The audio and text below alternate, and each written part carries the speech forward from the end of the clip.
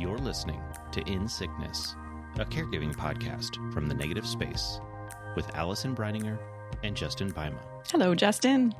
Good morning, Allison. How is life going over there? You know, we continue to be in a good moment over here. Okay. As of the recording of this podcast. Yeah, we, Sean is in between appointment things. Yeah. Mm-hmm. We pushed off his Mo's. I mean, we'd finally scheduled it, but it's going to be at the end of March. Okay. We have not yet had another ENT checkup, which we need to schedule. But, we're sort of like, if we don't go to the doctor, they can't tell us terrible things or do anything. So we're not being totally irresponsible, but we're just taking a nice little break. That's important. So that has been amazing. Mm-hmm. So he feels, good. Okay. I mean, great. Sean good. So that's great. The Negative Space is going great. Since awesome. we last talked, it was National Caregiver Day and we had 8 events across the Twin Cities. Wow. We gave out gifts and things to hundreds and hundreds of caregivers. Wow. We launched a new initiative in 3 health systems where we have signs up now in like clinics and infusion rooms and radiation suites that acknowledge caregivers and then give them a QR code and send them to us. So it feels really good that we're getting the word out there about caregivers. And so work is good. Maya, our daughter, is doing amazing. She's awesome. Just like rocking it at college. Just is like a delight. And spring is coming. Yes. So yesterday, I'm such a huge nerd. I'm did you get your nerdiest. Seeds? Man, did I get seeds? I got so many seeds. I should count. Maybe 15 or 20 packs. Okay. It's so many, and all vegetables and herbs. Okay. And I'm going to plant the heck out of this. So that's already great. Now it's like this, it's this domino effect though, because now I need more raised beds to put the seeds in, Yeah. So, I am happy about that. I woke up yesterday to snow and that made me unhappy, but I was like, you know what? It's okay because soon it will stop doing That's someday right. it will stop doing this. So we are actually in a really calm moment. My nervous system feels good. Oh, that's so great. I know.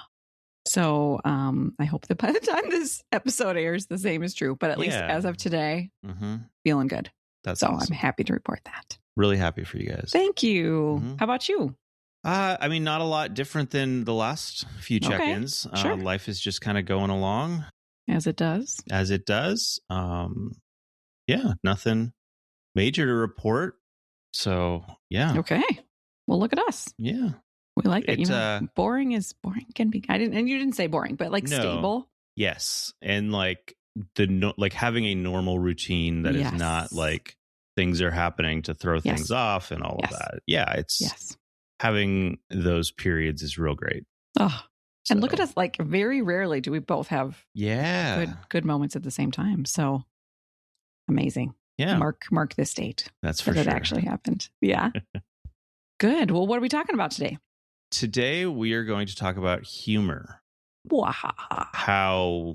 How we use humor as caregivers or with our person or all of these kind of things to bring some levity, to help us cope, to have moments of joy, all these different ways that can kind of help us as we're living these lives. So I think this was actually something from a support group that someone suggested we talk about. I can't remember exactly what was in the moment that we were talking about, but somebody, often it happens in the support group that people are like, you should do an episode on that. Yeah, so right. Someone had said humor. And so here we are. And so we had put out a call to folks and said, hey, if anybody, has any stories they want to share. So we have some of those that we'll share as well. Nice.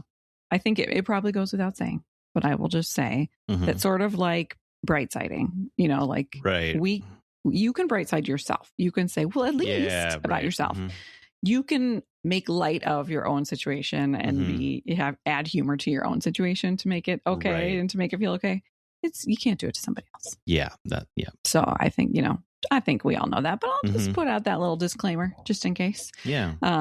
So tell me how in your caregiving life what role has humor played or how has that shown up? Right. So I was thinking about this and there's kind of 2 separate ways that humor played a role in the years of caregiving with Sarah. In one area, there was, I was going to work every day, driving 30 minutes to work, 30 minutes home. And those 30 minutes were kind of like, that was like my time Yeah. in a way Mm-hmm. that like I didn't have else throughout the day. It was just, me sitting in a car. I'm just driving. I can't be doing anything else. Sure.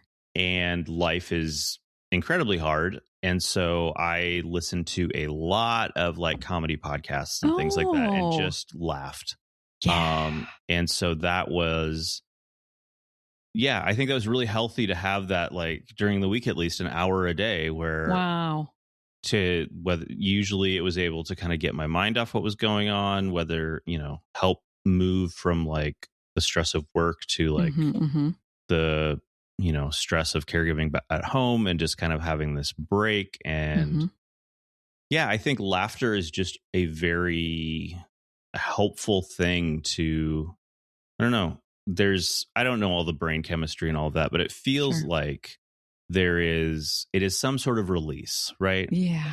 Whether it's like stress or, some sort of dopamine boost or something. Like if you have some good laughing, like you feel better afterwards, right? There's something therapeutic about it.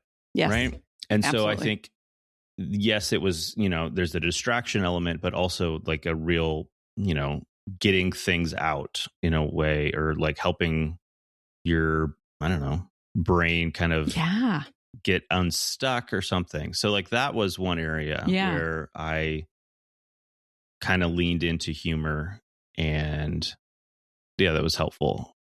So the other way that like humor played a role in caregiving is that Sarah and I used humor between ourselves to like cope with a very tough, dark, hard situation, right? We throughout it all had this kind of like mantra that we stuck to, that like as long as we're laughing, we're okay. As long as we can find laughter, like it's all right. Okay. So that was kind of something that we clung to. And, our humor during that time, I think it probably got pretty dark. Sure. When you're in a hard situation, like that's definitely that kind of like almost like gallows humor is a way to cope with that trauma, with that, with all of those emotions and feelings. And so, it wasn't making light of what was going on, but it's like I don't know, absurdity is not quite the right word, but like just of what is going on in our lives, like how like this is ridiculous. This is yes, exactly. And to be able to use humor as a way to acknowledge that, to again have that kind of like hit of dopamine, or releasing some of the weight of the situation and just bringing a moment of like joy into those dark places was a really, really helpful thing for both of us to do. And like we've, laughter has been a big thing and like joking around prior to her being sick, and it continues to be now. And so for us, it made sense that that was something that we leaned on pretty heavily in those dark days. But that was a really helpful use of humor.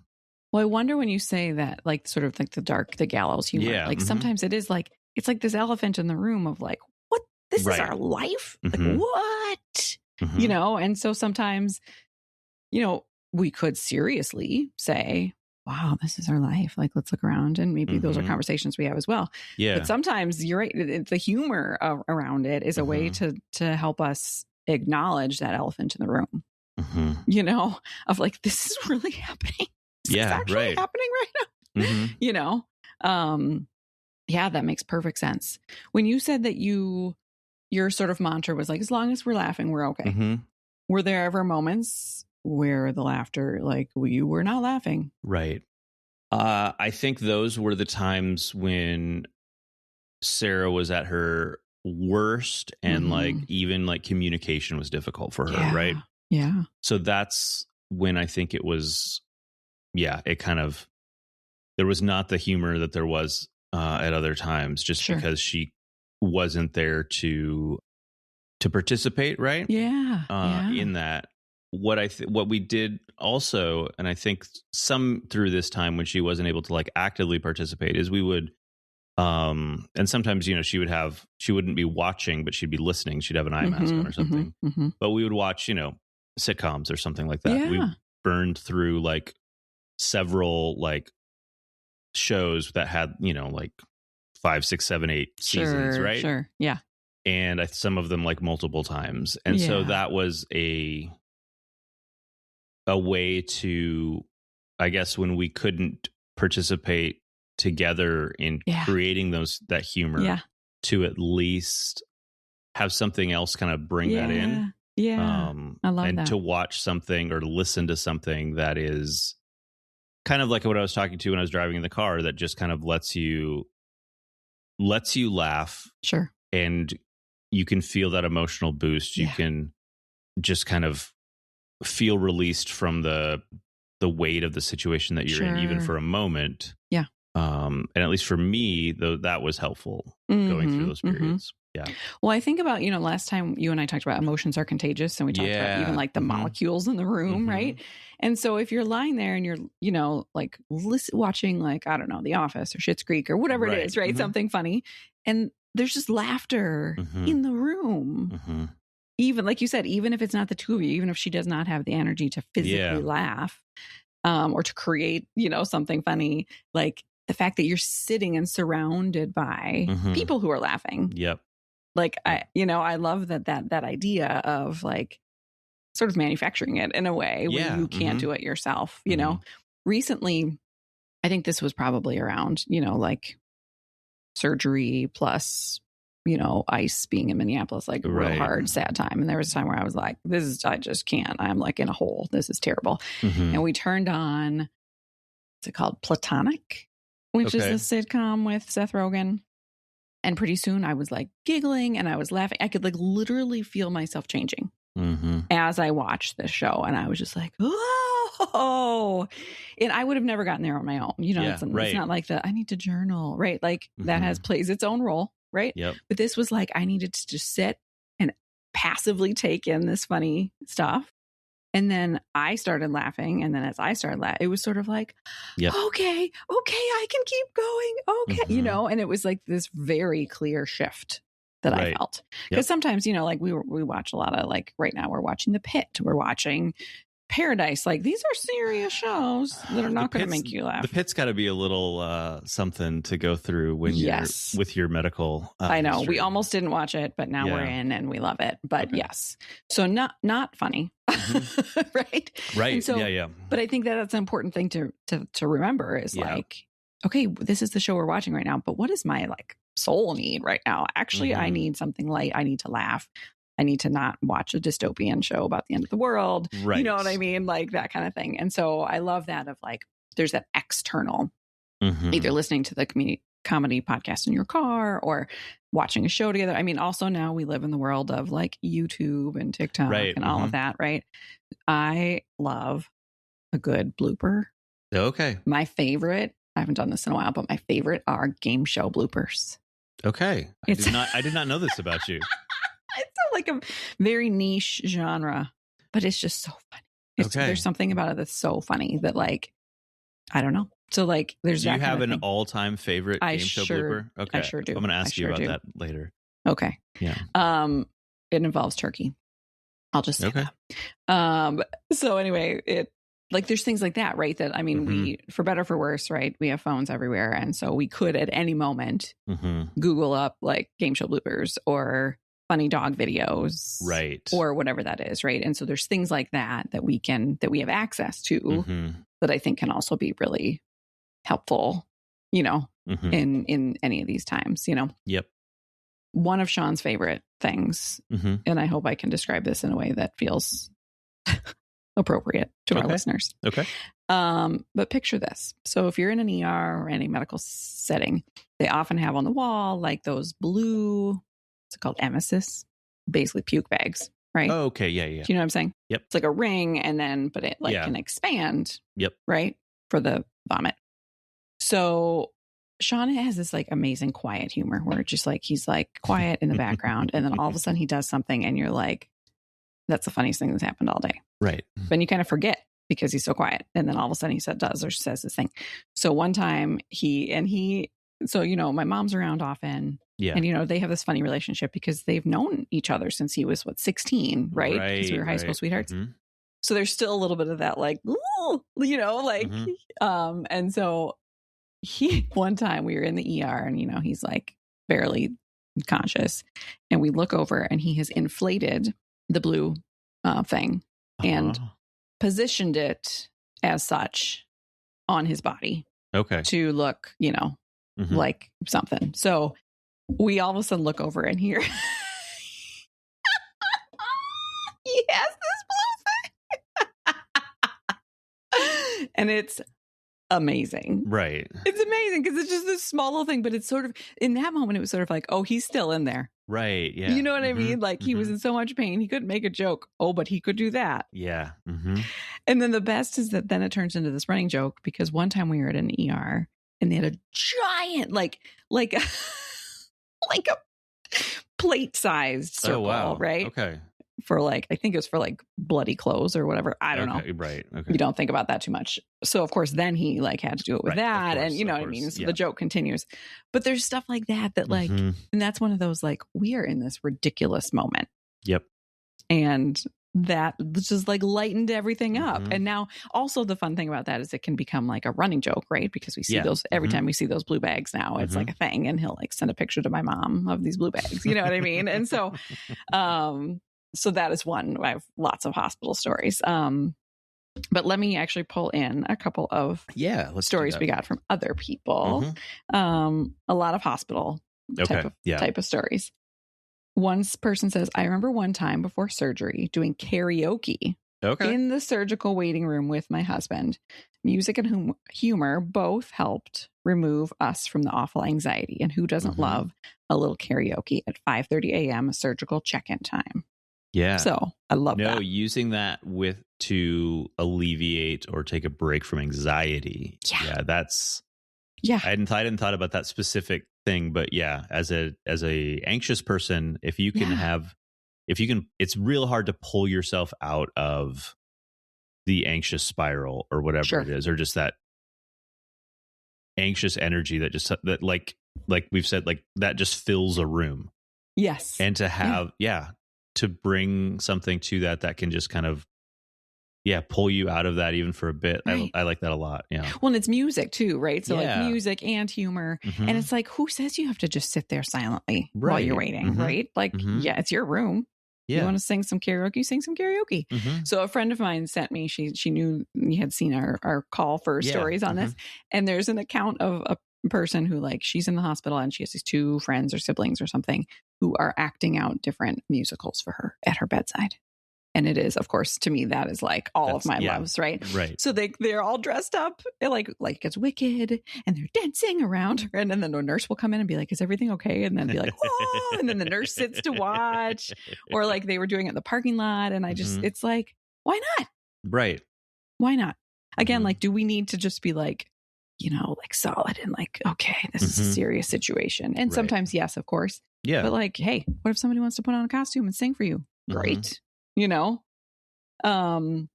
Let's see. One person said that they were doing training, this dialysis training, and they lay down together for a nap after lunch, and they were listening to their ocean waves music to take a nap. And it was so loud that they knocked on the door of their hospital room because they thought that there was a leak in the ceiling.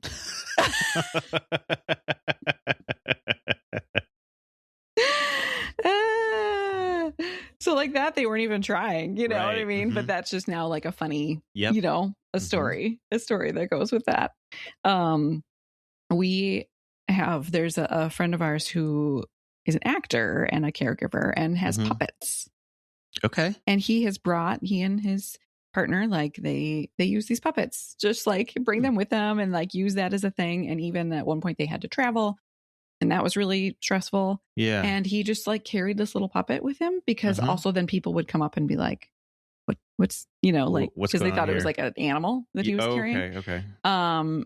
And it just like lightened the mood. Mm-hmm. And he has even told me that like there are times that if she's in the hospital or she's, you know, if he's by himself, like he's like, these are my buddies. Like I can have a conversation with these little animals. You know what I mean? It's like, yeah, whatever it takes. You know what I mean? Like that's a great way to sort of lighten the mood, you know? I've got more over here, but I'll pause and say, like, do you have anything you want to hop in with? Something that just with, I mean, I guess talking about the puppet there is like having a dog has brought a lot of laughter into our lives. Totally. Because it's, look at this cute thing that she's doing, or she's being ridiculous, and just kind of, I don't know. It's just a source of laughter. And we've talked about pets, and like, if you need some laughter, like jumping to a pet is probably not step one. There's a lot to consider. Start with dog videos. Yes, exactly. Right, for sure. Yeah. Somebody else's dog first. Mm-hmm. Yep. Yeah. No, absolutely. I was going to say that too, that like, you know, even if it's either if it's a funny thing or it's just like, look how cute they are, right? Like, again, that dopamine thing. Yep. And I think that a lot about like, I think I talked about this last time, but when Maya was here and when she was little. Oh, yeah. I was going to ask about humor. Like when you had Maya and Maya was young. Yeah, of course. Yeah. You know, and so that was for sure, because you got this little kid and they're saying funny things and you know what I mean? And so I feel like we laughed a lot. Like it was obviously super hard. Yeah. But laughed a lot more like when she was young. Yeah. Do you know what I mean? Because also they're just like, they're funny and they're laughing. And, you know, I think there's some terribly depressing statistic about how much more kids laugh than adults. Okay. Yeah. And we just laugh less as we get older, apparently, unfortunately. But like, you know, when you're around a kid and then they're laughing and they're giggling and they think like she would have these little scenes. Like there was like a scene from Cinderella or something. And I can't, you know, I don't know, but she thought it was like the funniest thing. Right. So then she would like keep rewatching it over and over and over. And so, you know, we would watch it with her, but also just having a giggling person in your house. Yeah. You know, even when she was older in here, like, and we would hear her up in her room is upstairs. Yeah. And, you know, just hearing her laugh about whatever it was, like she's on TikTok or whatever she's on. Right. But just like hearing laughter in the house, you know, like makes you laugh, like just makes you feel better and just like changes, again, like emotions are contagious, changes the air. And so I think for sure, like our pets, our daughter, like other, you know what I mean? Both have brought, all have brought like laughter and humor. Did it ever feel like maybe like when she was younger that because she's growing up in this situation, like the importance of like bringing laughter and that levity to her in those situations, or, you know? Yeah. I don't know that I thought of it so much as like laughter that we need to bring to, I mean, it was for sure like we wanted to make sure she was having a good life and that she was not like, you know, fully traumatized by all the things that are happening around her. So it was more like loving and good times and all of that. But and so sometimes that was laughter. You know, I think last time, again, I talked about like, we would have these dance parties almost every night or whatever. Or I look back at pictures, you know, she and Sean could do things together, like, you know, reading books together or, you know, watching a movie together or something like this, something a little like more low key. But then that's when those things would happen of like, here's the funny book or here's the funny scene that I want to watch over and over again. Yeah. And so, yeah, it's so good, I think, for our hearts to be around little ones, you know, like now, like we get to be the aunt and uncle and get to go around and see, you know, and it's just, and then we just like quote them all week. Like, remember when little Benny said this thing, you know? And so then it can be this like joyful thing for us. Yeah. And it's joyful because we're the aunt and uncle. So we get to go home. Exactly. And sleep through the night. There's a couple jokes in here or things in here around like medication. Okay. Which I totally get. So one person says, when my husband was going through chemo, he had these super vivid dreams and would talk at length in his sleep, often swearing and saying completely nonsensical but hilariously funny things. After his first treatment, he was talking while napping as his best friend cooked dinner for us. While his friend and I were talking about something sucking, he said, "I don't suck, you suck," all while fast asleep. We collectively burst into laughter. after that, I started writing them down in a journal, and we would also text them to him and our friends so that we could all share some much needed laughs. That's great. So I think there is that kind of thing, right? Like, I mean, obviously that can be like scary and unsettling, but sometimes it's like when people are, you know, in and out of consciousness or on medications, they say funny things, right? You know, and so then that can turn into something like, at one point Sean was on Dilaudid, which is a strong pain medication, and a nurse walked in and said hello, or it was like a very serious doctor. I remember when it was like, "Hello, Mr. Branninger. It is nice to meet you." And Sean just looked at him and said, "Delighted to meet you." So then that now has become sort of like one of those phrases that like in our family we say. Where was the other one? Okay, here's another one. When my now adult son was an infant and hospitalized for serious infection, his dose of IV morphine was so small that there was significantly more remaining in the vial than they had administered to him. 2 nurses with whom I had built a rapport were attending to his care, and one asked the other to be her witness as she disposed of that excess morphine. I interrupted and said, no, you are supposed to give that, the rest to the mom. The 3 of us laughed, and one of them said, "The fact that you could make a joke tells me that you're actually doing okay through all of this." And I mean, I make that joke all the time. Like when they're like, "Okay, here's his lot." I'm like, "Where is it for the caregiver?" Right. Yeah.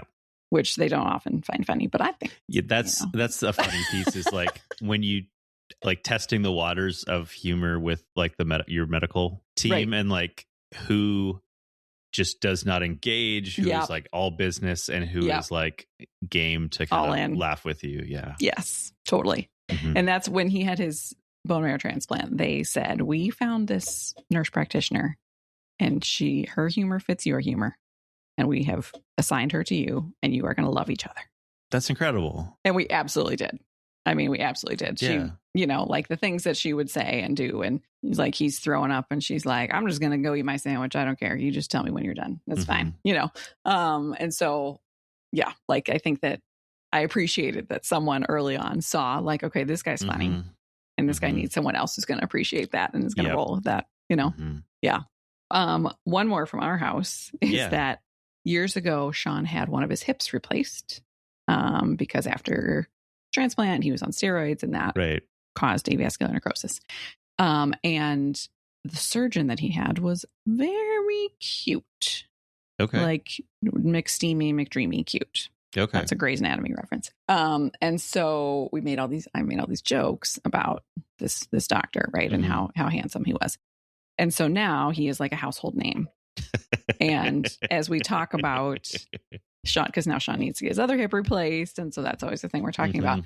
I'm like, well, actually, I was just going to meet up with Dr. Morgan at the bar. And so I can just ask him about this when I'm there. So that's fine, you know? Yeah, right. And then we recently got a digital picture frame for Christmas. Okay. Yeah. And I put a picture of this orthopedic doctor on the picture frame and then waited to see like how long it would cycle through before. And so Sean looked up one day and he was like, "Is that my hip doctor?" I was like, "Yes, it is. He's part of the family." That's funny.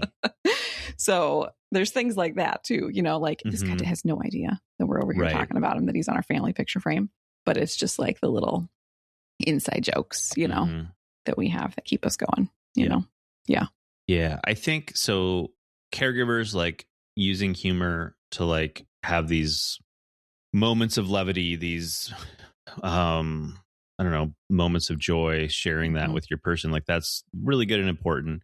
The other thing that another area humor helps is just kind of the state of the world is not good. I like this, I feel like this was big during like early COVID too, is like things are just bad, but like humor is you can dip into it to escape from it. Right. Yeah. And you know, it's not a place you should stay permanently. Like it is important to also have some awareness of what's going on. Right. Sure. Yeah. But you don't have to like just live on that side of whatever. And, you know, there's also like television these days there's a lot of like serious shows and like Yes. prestige television. Like you got to watch these things, and you don't. Right. Like right. it's important to things that are just not serious, Mm-hmm. not like high art. Sure. You know, Sure. Yes. even like the cat videos and like that. Like you can like that's. That there's a very real time and place for that kind of media. Yeah. And I think that I think that there's a pressure to like try to talk seriously and be serious about the media you're consuming, right? Sure. And that there is like media that is like worth consuming, and then stuff that is just like wasting your time or just like scrolling on your phone and all of that. Sure. There's a time and place for it all. Yep. Right? Yep. For sure. No shade to someone who says, I just spent an hour watching videos of people falling down or cat videos or, you know what I mean? Like your nervous system is probably way better than the person who just watched the news for an hour. Yeah. Oh, yeah. I mean, for sure. Yeah. So I think a part of it is, like you said, like we have to have a balance. We got to dip our toe into the news, know what's going on. But I think there could be a feeling of, you know, like even this account I found where the people are doing Broadway musicals in their, you know, hospital room. Someone might be like, but it's this really serious situation. And it's sort of like, yeah, exactly. Right. You know, and it's a really serious situation.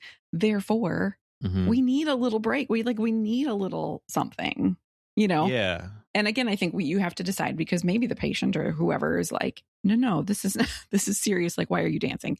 But I think as long as everybody's on board, like, yeah, it's not in any way dismissing the serious nature of the of what's going on. To make a joke, to sing, to dance, to whatever, right? Like like those are important things that we need to, you know? Yeah, I think too, I think there can be this almost like, I don't know, dehumanization of the patient sometimes in like a medical context where they are the patient and they are, you know, being treated, and you have medical staff maybe in the room talking about that person, but not to that person, right? Or, you know, they're talking to you about Sean, and Sean's right there. Right. And joy and laughter is a way to like recognize and honor and connect with their humanity, to like bring that, because joy is a integral part of being human, right? Yep. A lot of other things are too, but that's important. And to like have that moment to just feel maybe normal. It's hard to get to normal sometimes, right? But to feel something that other people get to. Right? To have moments that other people get to have. And they look different because of the place they're happening maybe, and the environment around that. But yeah, why shouldn't, you know, the caregiver and the person they're caring for, who are basically living in the hospital because of whatever, why shouldn't they also have moments to laugh, moments to feel like alive in a different way? Totally. Yep. I love it. So true. And I think, again, you got to, like, let's think about our ring theory. Yeah. Right. And so pay attention to like, because if maybe like there's a medical professional listening to this, and like, okay, I'm going to embed humor, right? Like read the room, right? Exactly, Patch Adams. Read the room, and if this feels like the place, right? But like let the people in the inner rings like set the tone. Exactly. Because there are certainly days that it's like, no, there's not laughing around this. You know, I think there are people. I have had people in my life who have said, hey, like, I know things are hard right now. Do you want me to send you some funny videos? Right. Like, I love that. Yeah. Because then I can access it if I want to. Right. And that they're saying like, they're saying, I know things are hard. Yeah. Therefore, do you want this video? Right. Yeah. Yeah. That's an important piece, that qualifier, as opposed to just like, they just send you, you know, funny stuff, because then it's like, do they know? Or right. Exactly. Yeah. Okay. If we're in a really hard patch and all of a sudden someone's like, here's a dog jumping off a cliff, right? You know, like, like I'd be like, well, do you not know where we are right now? Mm-hmm. Right. But if it's like, hey, I know you're having a hard time when I'm having a hard time. I really like watching funny dog videos. Mm-hmm. So I thought I'd send you one. If this doesn't match what you like, just ignore it. Right. You know? Yeah. So I think something like that, you know, can help. Or other, you know, or recommendations of like, hey, here's some lighthearted or funny or whatever video. I put together this playlist on YouTube for you of whatever, right? Yes. And it's 8 hours long, so have fun, you know? I don't know. Or even saying, because like, let's say like you didn't know that I liked game show bloopers. True, yeah. Right. We are still learning new things about each other. It's incredible. After all these years. And so even to say to someone like, hey, do you have a thing? Like, what's your thing that you really like? Like, I'd love to would it be funny to you or, you know, helpful to you if I like put together a playlist of top favorites? I'd be happy to do that for you, you know? Like that would be amazing. Yeah. So, yeah. So we've kind of shifted into supporters here a little bit. Sure. Is there anything you want to talk about or include before we kind of get to that? I think I'll just say that what a lot of the people who commented said were things about sometimes you have to just laugh or else you'll cry. Which seems, you know, like when people say that, I think it can seem a little glib, like you have to laugh so you don't cry. But it's like, actually, no, I think they're right. Yeah. You know, like, and certainly we're going to cry too. Oh, yeah. But like one person said something about like someone came in the middle of the night to bring her water and then they spilled the water and it was cold and they spilled it all down her. And she's like, I could have gotten really upset. And I could have, but what would that have done me? And so instead we just laughed about how I got a bath and you know, and so I think that can be, I think just for us to recognize like that laughter is an important tool in our toolkit. Yep. And that we don't have to say like, oh, we're in a serious time. Everything needs to be serious. But instead, what role can humor play? And whether that's like what you said, like I'm in the car and I'm by myself, but I'm going to listen to something funny as opposed to the news or as opposed to sitting in silence or we're going to have it in the house so that both of us can, or we're going to have these little jokes or we're going to lighten the mood. You know what I mean? Like, just to recognize that it's a perfectly acceptable thing. And I think this can get into supporters as well. But like, if you are a supporter, because I think if I posted something about like, oh, ha, ha, look at us, we're doing this funny thing, I might worry that people are like, oh, so does that mean he's fine? Yeah. Right. And that like, no, they can live hand in hand and side by side. Do you know what I mean? Like, and that we don't have to be crying all the time. Exactly. So, yeah. Yep. So what about those supporters? So one thing, going back to something I talked about kind of closer to the beginning, is like with the dark humor. I mean, I think it's obvious, like, don't bring that unwelcome as a supporter. Totally. Yes. Probably like, yep. That's something that's like between the people for the most part, unless you're like very close and understand that. But what I was more going to say there is if you hear them like joking about something and you're just like, how can they be laughing about that? Just know that like, it's okay. That's a way that people can deal and process and cope. And like, you don't have to like question that they're taking things seriously and all of this. And it's just like, that's for them, right? That's not for you. Kind of maybe. So I think that's one thing to keep in mind.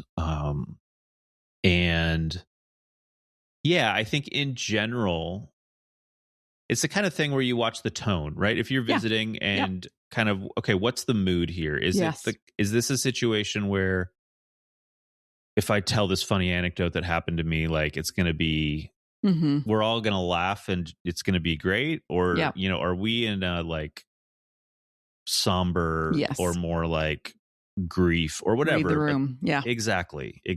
And part of that is like you mentioned, you know, if you're going to send some funny memes or videos, like whether you test the water with a text before that, like, hey, I know this and this and this. I know this is hard. Yeah. If this is helpful, you know, go ahead and send that. And if you have not, if you've done it, if you feel like you are hearing this now and you're like, ooh, that's not I've not done that before. Like, just try again. You know, like, I think that's important too. Like we have things for supporters where it's like, you know, this is a very helpful way to handle it. And I think you may hear that and be like, oh, I have really screwed up in the past on that. Right, and like, that's done. That's the past. Like, it's the most important thing, I think, is that the caregiver knows that you're there and hears you reach out, right? Yep. And, you know, we all screw up on stuff in our lives, and we try again and we do better. And exactly. It's just, Yeah, totally. I think the worst thing you can do is be afraid to reach out again and then 100%. just like stop reaching out. Exactly. Yes. Like that's the worst. Yes. Right. And I think anytime it's sort of like if I see someone and what I would like them to say is something, especially if things are really hard, I would, you know, in general, I would want them to say, do you want to talk about how Sean's doing? Or would you rather talk about anything else? You're right. Yep. Because I'm fine with either. Right. And so I think same thing with here is to say like, hey, my kid did this really funny thing. And would a funny story be helpful today? Or is that not where you are? Yeah. You know what I mean? Or I'm just going to, like, if it's a text, I'm just going to put this funny story right here for a time when you need it. Which kind of, so all of those kind of acknowledge, like, I'm thinking of you.